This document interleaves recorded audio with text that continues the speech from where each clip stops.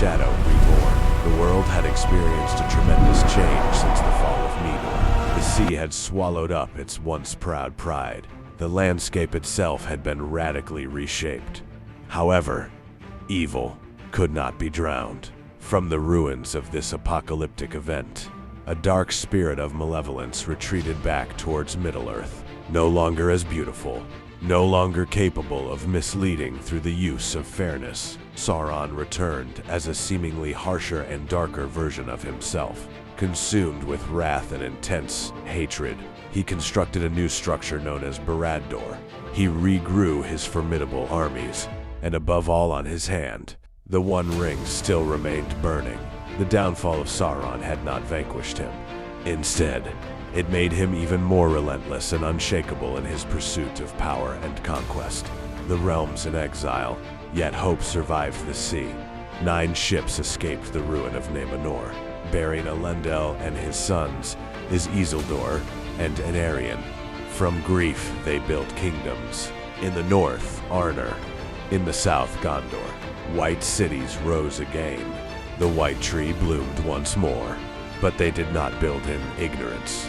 They knew Sauron had returned. And they knew he would come for them. The realms in Exil, yet hope survived the SCA. 9 ships bearing Elenkilín's sons, Isildur and Non from the north. Arnor, the South Queen, and more. But Nisarran had returned. The assault on Gondor. Sauron did not wait. The tempest of war roared like a lion's howl, heralding destruction across Middle-earth. His forces of dark might poured across the land, orcs, trolls, and fell creatures of shadows. An impenetrable army bestowed for the annihilation of all. First, the proud town of Minas Ithil fell victim to his sinister grasp. Its terrifying Palantir ensnared the mindless souls within its walls. Its icy walls were polluted with the blood of countless killed. Anarion, the fearless leader of the defenders of Middle-earth, seized control of the defenses of the town of Minas Ithil. As Isildur, the son of Elrond, fled north to seek refuge from Sauron's wrath, Gondor was left in ruins, and the ceaseless war for the ages commenced. The call to the elves. Elendil understood a terrible truth. Men alone could not win, so he turned to the Eldar, the noble beings of the east, to Gil-galad, the High King of the Noldor, the great northern king. Ancient allies stood once more side by side. The last alliance was formed not out of ambition, but survival. Elves and men marched together, their fates entwined. Not since the First Age had such a host gathered. The elves, once mighty and respected, were now few and surrounded by dangers, and the earth trembled beneath their united steps. The epic march to Mordor, across sprawling plains and roaring rivers. They charged forth like a damn unstoppable force of nature.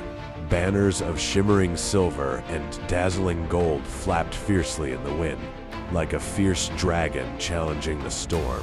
Their armor shone like 1,000 stars beneath the brooding, ominous sky, each gleam a testament to their indomitable spirit. They scaled the treacherous heights of the misty mountains, those colossal giants that loomed like ancient guardians of forgotten secrets.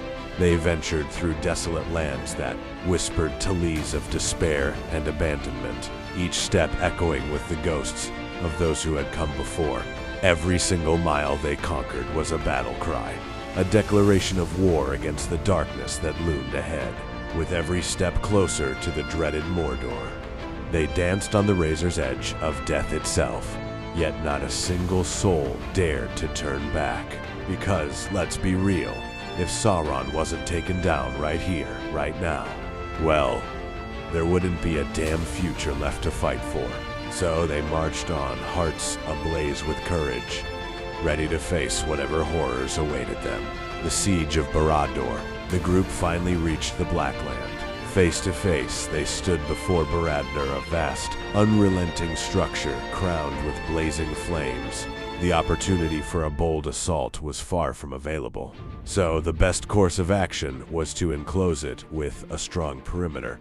They spent a total of 7 long years. During those years, the siege was relentless and brutal, a mixture of hunger, disease, and countless skirmishes. Few individuals made it out alive after enduring such hardship. However, their resolve did not waver for a moment because Sauron, the embodiment of darkness, was trapped right within the heart of Barad-dûr, and time was their only weapon left. The one resource they could harness to turn the tide in their favor. The fall of kings. Gil-galad stood alone, faced the challenge. Elendil hurried by his side, the joint effort of the Elves and the Men, the High King and the High King. Together, they battled Sauron. The confrontation was tremendously intense. Flames met steel, fire, and flame, radiating light and shadow interaction. In the end, the battle was fierce. Both kings fell under the weight of the struggle. However, Sauron's physical form was disastrous. His formidable body crumbled. And in that crucial moment of chaos, Isildur took the opportunity to act. The epic choice of Isildur. The glorious hilt of Narcia lay, shattered like a forgotten dream, beside his fallen father. With its jagged remnants, Isildur seized the moment of a lifetime, slicing the One Ring right off Sauron's grotesque hand. And just like that, the Dark Lord crumbled, his malevolent spirit fleeing like a coward in the night. The war? Oh, it was a magnificent victory. The Second Age boom came to a dramatic end. But hold on a damn minute. Victory doesn't equate to wisdom, my friends. There, amidst the smoldering ruins of Mordor, with ash swirling like a bad hair day, Isildur made a colossal blunder. He snatched that cursed ring for himself, claiming it as Wergeld for his fallen father and brother. And just like that, he unknowingly sowed the seeds of future darkness, setting the stage for calamity beyond imagination. Can you believe it?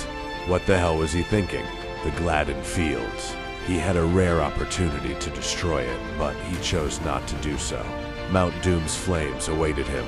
However, he remained steadfast, and the ring betrayed him, leaving him vulnerable. In the Gladden Fields, the orcs swiftly attacked and ambushed his company. Isildur, fearing he would be caught, secretly ventured into the river, relying on the ring to safeguard him, but he slipped away from his grasp. He was immediately spotted by the orcs. Shots were aimed at him.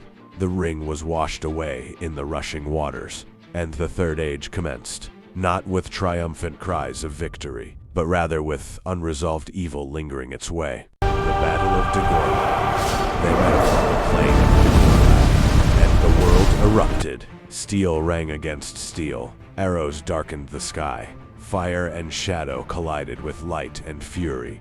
Elves fought with immortal grace. Men with mortal desperation. The slaughter was beyond counting, but the alliance did not break. And slowly, the road to Mordor opened, the end of an age. The last alliance had achieved what was impossible. They successfully defeated Sauron's massive power, yet they couldn't vanquish him entirely. Indeed, evil cannot be vanquished by merely relying on strength. It calls for a grand act of sacrifice, a display of wisdom, and the indomitable courage to let power slip away. The Second Age concluded with a series of shattered kings and fading elves. The sovereignty of men took root, and somewhere beneath the depths of dark waters, the One Ring awaited patiently, silent, retaining its hidden power, until it could be discovered once more.